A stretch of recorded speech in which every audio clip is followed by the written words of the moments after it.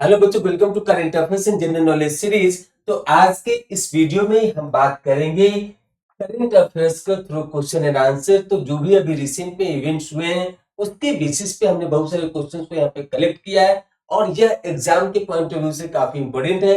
अगर आप आरएएमसी की तैयारी करते हैं और इस बार अगर आप एग्जाम दें या फिर अदर कॉम्पिटिटिव एग्जाम की तैयारी करते हैं तो वहां पे स्पोर्ट्स से या फिर नियर अबाउट जो इवेंट्स हुआ है उससे रिलेटेड बहुत सारे क्वेश्चन पूछे जाते हैं।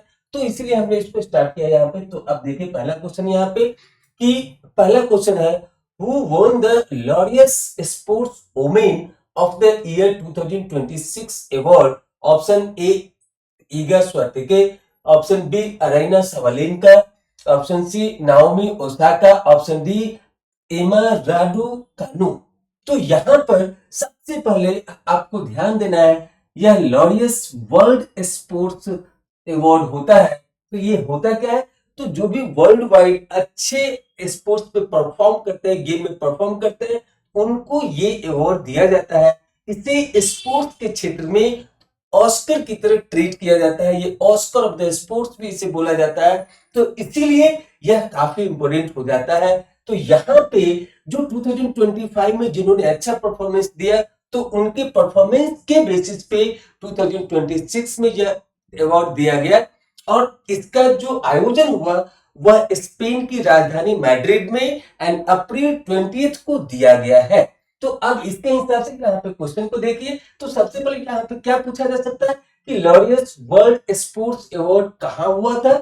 तो 2026 में जो हुआ है वह हुआ है अप्रैल में, 20 अप्रैल को हुआ है। कहाँ हुआ है, तो स्पेन की राजधानी मैड्रिड में हुआ है।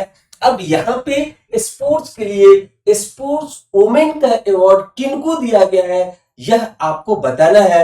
यह बहुत बड़ा अवार्ड होता है स्पोर्ट्स के क्षेत्र में। तो बच्चों मैं बता दूं यहाँ पे कि ये जो अवार्ड मिला है यहाँ पे, तो इनका नाम है अराइना साबालेंका। ये बेल्जियम की टेनिस प्लेयर है और इनको यहाँ पे Laureus world sports women of the year 2026 का अवार्ड मिला है। तो यहाँ पे इसका राइट आंसर है ऑप्शन बी। और जो भी रिसेंट में एग्जाम होने वाला है उसमें इस क्वेश्चन से एज करंट अफेयर्स पूछने की संभावना बहुत ज्यादा है। अब इसी के साथ जो Laureus sports man of the year 2026 के लिए मिला है तो उनका नाम है कार्लोस अल्काराज, जो स्पेनिश टेनिस प्लेयर है। तो यह भी साथ में आप जरूर याद रखें, यह भी उतना ही इंपॉर्टेंट है जितना स्पोर्ट्स वुमेन के लिए इंपॉर्टेंट है। तो आप दोनों में डिफरेंस देखिए, यहाँ पे लॉरियस स्पोर्ट्स वुमेन का है और यहाँ पे लॉरियस स्पोर्ट्स मैन के लिए हमने जानकारी दे दी आपको कि कार्लोस अल्काराज ये स्पेनिश टेनिस प्लेयर है। तो इनको इतना बड़ा खिताब मिला है, इतना बड़ा अवार्ड मिला है टेनिस के लिए। और अब चलते हैं अगले क्वेश्चन पे। तो अगला क्वेश्चन क्या कहता है, Which award is popularly known as the Oscars of Science? तो यहाँ पे ऑप्शन ए में है नोबेल प्राइज, ऑप्शन बी में है एबल प्राइज, ऑप्शन सी में है breakthrough prize, option D में है फिल्ड्स मेडल। तो बच्चों मैं यहाँ पे बता दूं कि नोबेल प्राइज अपने आप में एक बहुत बड़ा प्राइज है इंटरनेशनल लेवल पे साइंस के क्षेत्र में। बट यहाँ पे पूछा गया स्पेशली ऑस्कर्स ऑफ साइंस किस अवार्ड को पॉपुलरली कहा जाता है। तो इसका नाम है ऑप्शन सी में ब्रेक थ्रू प्राइज। और यह दिया जाता है किस क्षेत्र में, तो यह दिया जाता है आपको साइंस के क्षेत्र में, उसके बाद फिजिक्स के क्षेत्र में एंड मैथमेटिक्स के क्षेत्र में। तो यह भी जानकारी आपको होना चाहिए कि किन फील्ड में ब्रेक थ्रू प्राइज दिया जाता है जिसे ऑस्कर्स ऑफ द साइंस भी कहा जाता है। ये एबल प्राइज किसके लिए दिया जाता है, तो मैथ्स के लिए दिया जाता है। लेकिन ब्रेक थ्रू प्राइज में साइंस भी है, फिजिक्स भी है एंड मैथ्स भी है। इसे ऑस्कर्स ऑफ द साइंस के नाम से भी जाना जाता है। तो अब चलते हैं अगले क्वेश्चन पे। तो अगला क्वेश्चन है हमारा the 13th Lokmat Surya Jyotsna awards 2026 was related to which field? Option A sports, option B classical music, option C science, option D journalism. तो बच्चों मैं यहाँ पे बता दूं कि अभी जो रिसेंट इवेंट हुआ उसमें करंट अफेयर्स के रूप में ये क्वेश्चन पूछा जा सकता है एग्जाम में। तो यहाँ पे पूछा गया है कि 13th लोकमत सूर्य ज्योत्सना अवार्ड 2026 किस फील्ड के लिए दिया गया, किनको दिया गया, तो ये है रिनाउंड हिंदुस्तानी वोकलिस्ट जो जिनका नाम है पद्मश्री सुमित्रा गुहा एंड दूसरे हैं पंडित लक्ष्मण कृष्णराव पंडित। तो यहाँ पे इनको मिला है किसके लिए, क्लासिकल म्यूजिक के लिए मिला है।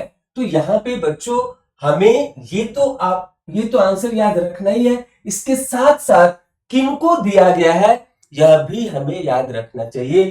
तो इनका नाम है पद्मा श्री सुमित्रा गुहा एंड पंडित लक्ष्मण कृष्णराव पंडित। और यह अवार्ड कहां दिया गया है, तो यह दिया गया है हमारे देश की राजधानी न्यू दिल्ली में। तो अब चलते हैं इसी के साथ अगले क्वेश्चन पे। तो अगला क्वेश्चन क्या है, कीर्ति चक्र and Shaurya Chakra are related to, option A civil awards, option B defence gallantry awards, option C sports awards, option D literature awards. तो बच्चों अगर आप कॉम्पिटिटिव एग्जाम की तैयारी करते हैं तो ये आपको जरूर पता होगा। तो यहाँ पे कीर्ति चक्र एंड शौर्य चक्र जो दिया जाता है वह डिफेंस गैलेंट्री अवार्ड के लिए दिया जाता है।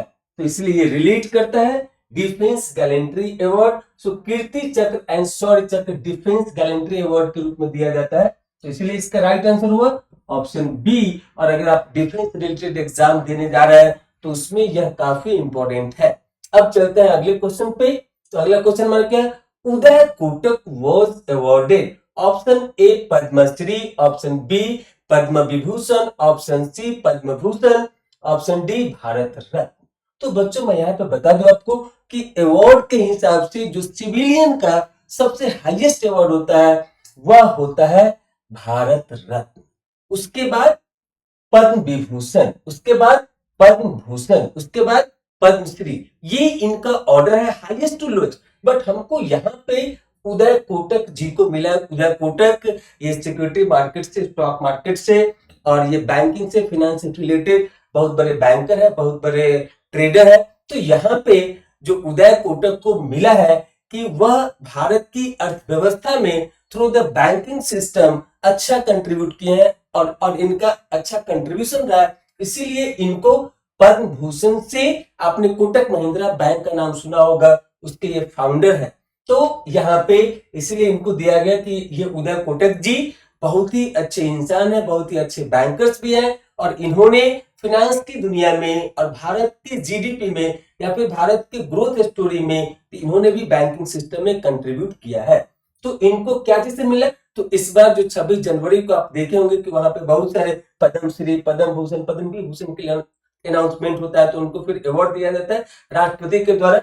तो इनको जो मिला है वह मिला है पद्म भूषण। तो यहाँ पे इसका राइट आंसर क्या होगा, option C. Option C is the right answer for this question. अब इस तरीके से आगे बढ़ते हैं। तो अगला है हमारा, Laureus is associated with which field, option A science, option B sports, option C medicine, option D environmental. अगर आप पहली बार सुन रहे हैं तो आपको लग रहा हो कि ये क्या है, लेकिन इससे पहले हमने फर्स्ट क्वेश्चन में लॉरियस वर्ल्ड स्पोर्ट्स अवार्ड के बारे में बात किया था। तो आपको वहीं पे इसका आंसर मिल गया होगा कि लॉरियस जो है वो एसोसिएटेड है किससे, स्पोर्ट्स से। और ये वर्ल्ड वाइड बहुत ही फेमस स्पोर्ट्स अवार्ड के रूप में दिया जाता है। तो option B is the right answer for this question.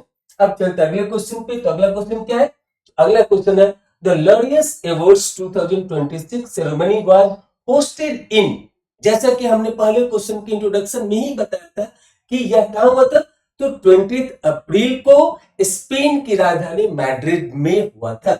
सो यहाँ पे ऑप्शन में है option A Germany, option B Spain, option C France, option D Italy. तो इसका राइट आंसर होगा Spain. Spain is the right answer for this question. और यह भी काफी इंपोर्टेंट है। तो यहाँ पे लॉरियस अवार्ड्स 2026 सबसे पहले मेन के लिए, sports main of this 2026, sports women, यह सारा आपको याद रखना बहुत जरूरी है क्योंकि यह बहुत ही हॉट टॉपिक है आज के डेट में, इस साल के लिए एज ए करेंट अफेयर। और बहुत सारे एग्जाम में स्पोर्ट्स से रिलेटेड क्वेश्चंस पूछे जाते हैं।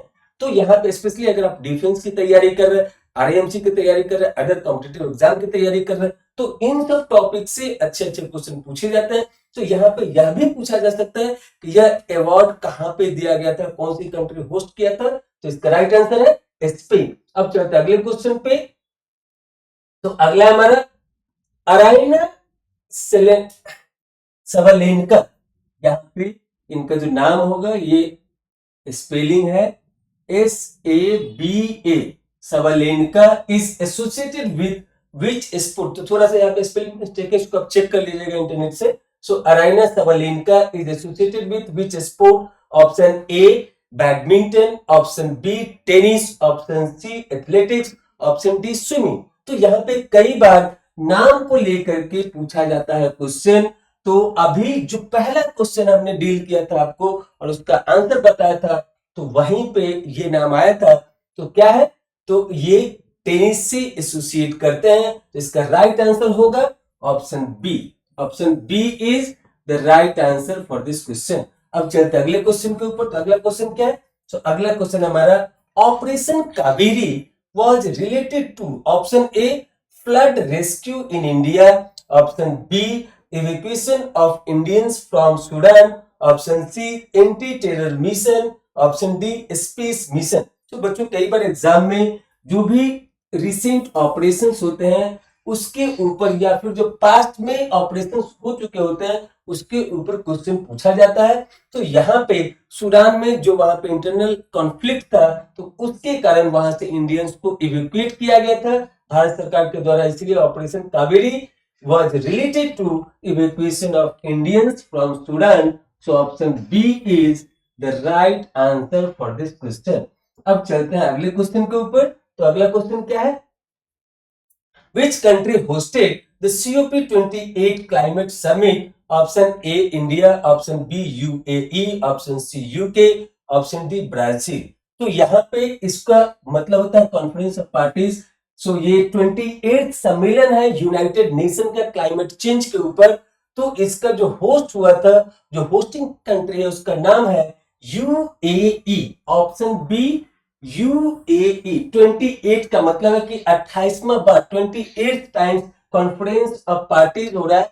ये किसका है? तो यूनाइटेड नेशन का क्लाइमेट चेंज के ऊपर जो मीटिंग हुई थी, कॉन्फ्रेंस हुई थी, उसके लिए COP28 नाम दिया गया। तो इसकी जो होस्ट कंट्री है वो है UAE।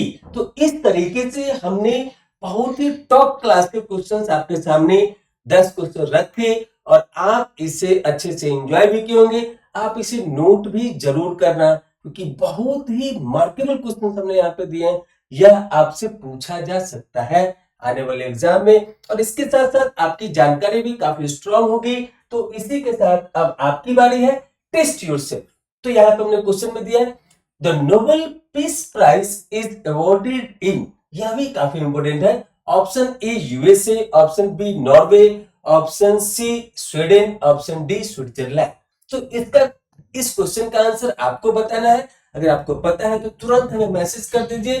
कहां पे? तो हमारे चैनल के कमेंट बॉक्स में कमेंट करके बता दीजिए। अगर नहीं पता है तो आप अपने नोटबुक पे नोट भी करिए और इसका आंसर गूगल से सर्च करके अपने नोटबुक में लिखिए और हमें भी जरूर बताइए कि इसका क्या आंसर है by making comment at the channel at this channel Techzone junior. तो यहाँ पे इसी के साथ इस वीडियो को यहीं पे हम लोग फिनिश करते। Thank you for watching this video. फिर मिलेंगे अगले वीडियो में अगले टॉपिक के साथ। Thank you for the timing.